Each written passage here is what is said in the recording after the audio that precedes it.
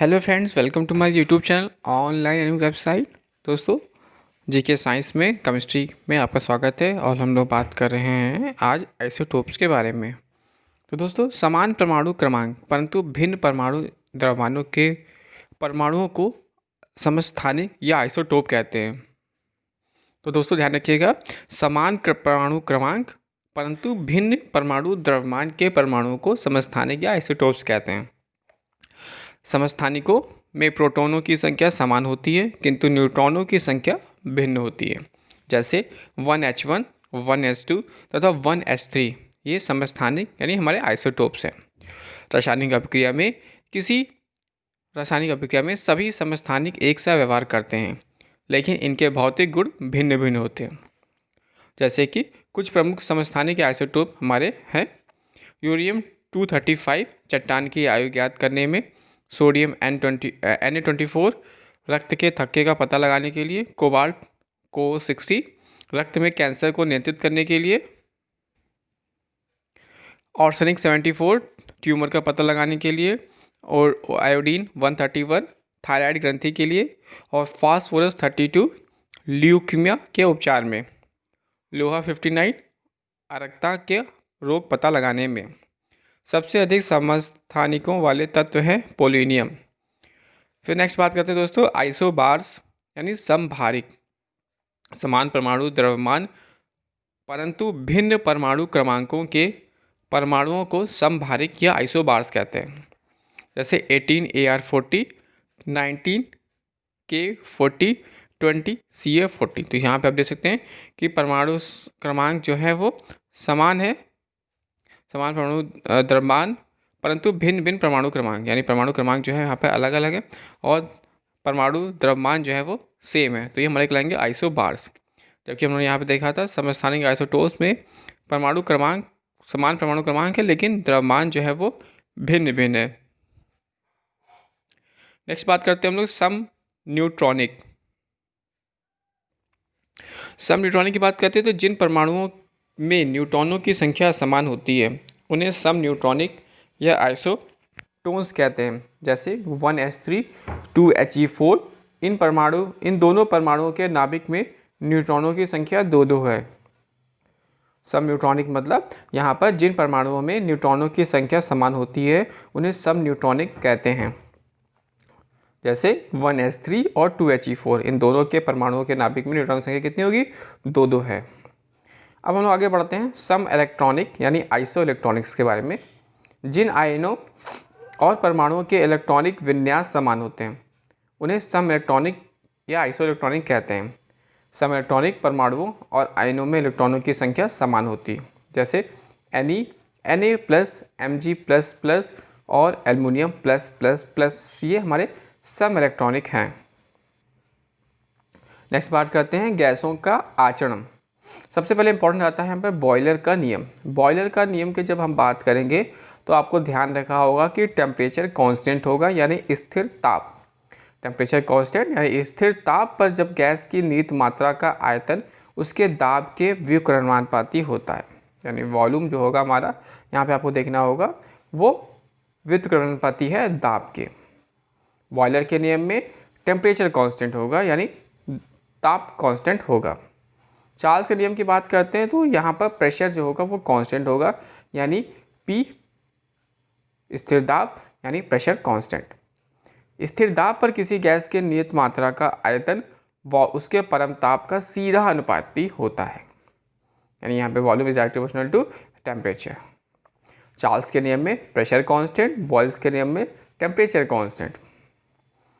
Note: परम शून्य ताप सैद्धांतिक रूप में न्यूनतम संभव तापमान -273 डिग्री सेल्सियस को परम शून्य ताप कहते हैं।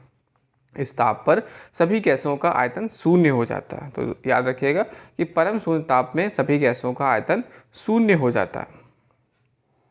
नेक्स्ट हम लोग बात करेंगे अवोगाड्रो का नियम। समान ताप एवं दाब पर सभी गैसों के समान आयतन में अणुओं की संख्या समान होती है।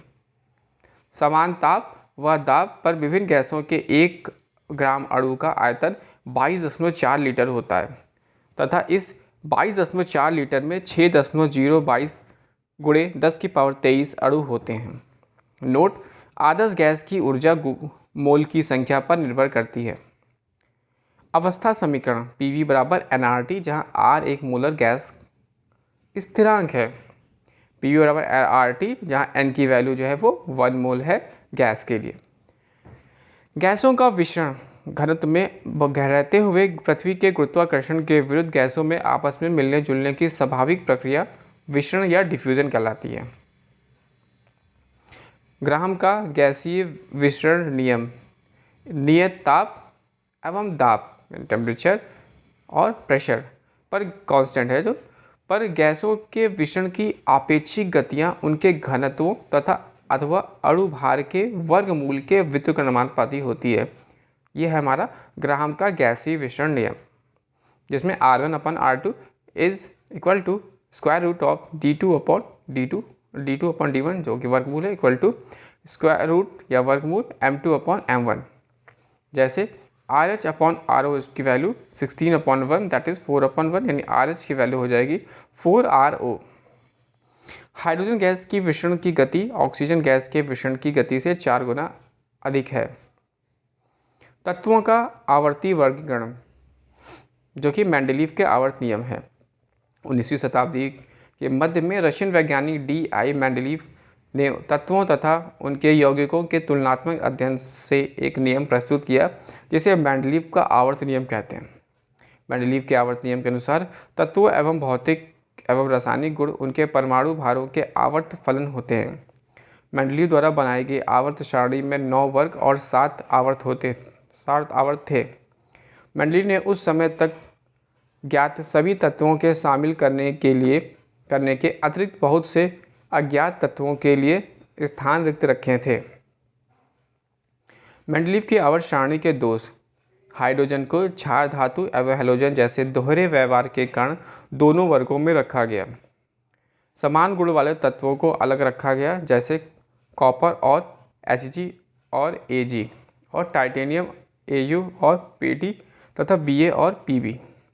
उच्च परमाणु भार वाले तत्वों को कम परमाणु भार वाले तत्वों के पहले रखा गया, जैसे आयोडीन को टेरुलियम के बाद रखा गया।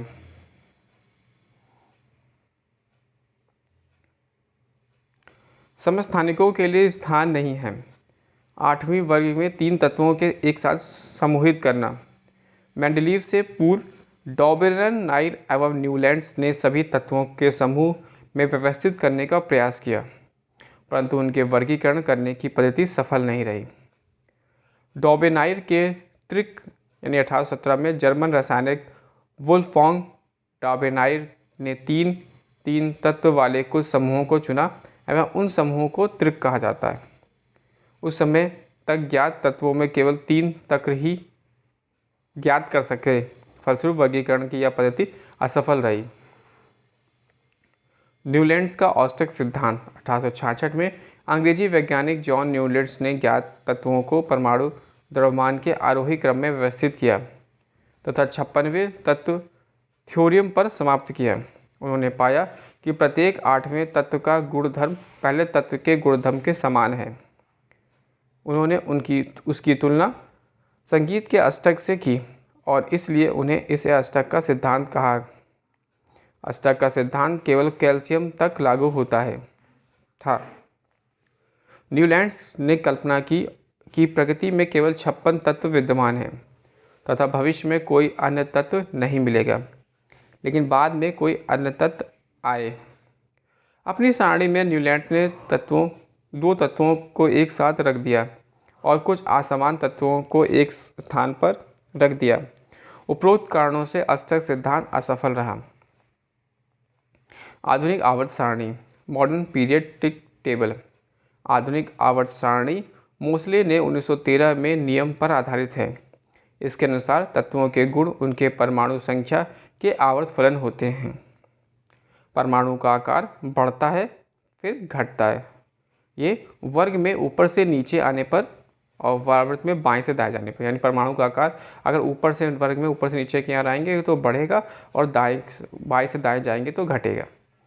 विद्युत धनात्मकता बढ़ती है फिर घटती है। आयनन ऊर्जा बाएं से वर्ग में ऊपर से नीचे आने पर घटती है, जबकि बाएं से दाएं जाने पर घटती है।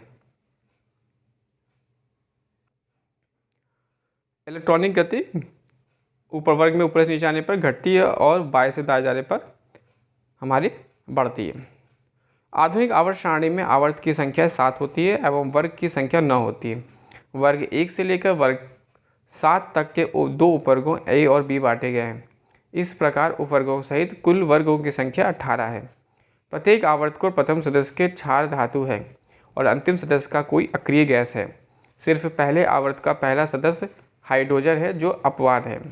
आधुनिक आवर्त सारणी में परमाणु संख्या 57 से लेकर 71 तक को लेंथेनाइट श्रेणी एवं परमाणु संख्या 79 से लेकर 103 तक को एक्टिनोइड श्रेणी कहा गया। दुर्लभ मृदा आवर्त सारणी में ज्ञात 118 रासायनिक तत्वों में से 17 तत्वों को एक प्रमुख समूह है।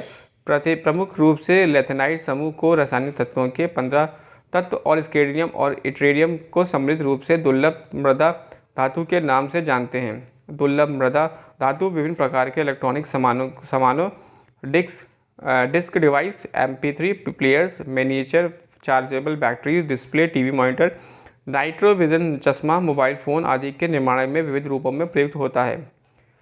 मिसाइल निर्देश प्रणाली, जेट फाइटर इंजनों, अंडर वाटर माइन और रिकेट्स आदि के निर्माण में भी इसका व्यापक महत्व है। वैश्विक स्तर पर दुर्लभ मृदा निक्षेपों के भंडारों के मामले में चीन प्रथम स्थान पर है।